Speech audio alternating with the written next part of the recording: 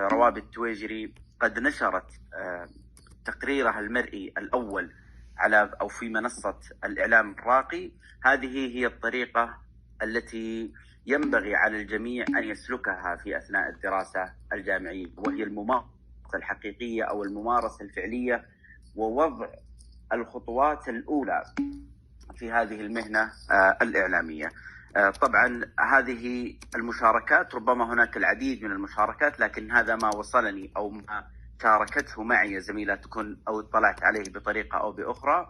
أحببت أن أشاركه معكم لنهنئهم أولا، وأيضا لنحث الجميع على الدخول في هذا المجال الإعلامي، كونكم مختصون في هذا المجال ولديكم بإذن الله الخبرة الكافية، ولديكم أيضا الموارد المتاحة في القسم من أعضاء هيئة التدريس سواء في شطر الطلاب أو الطالبات.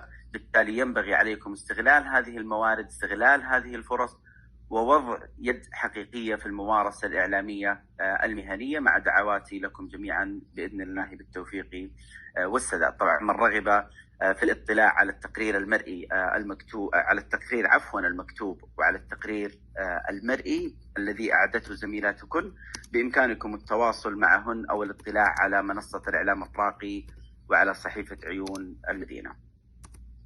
فيما يتعلق بالسؤال الأسبوع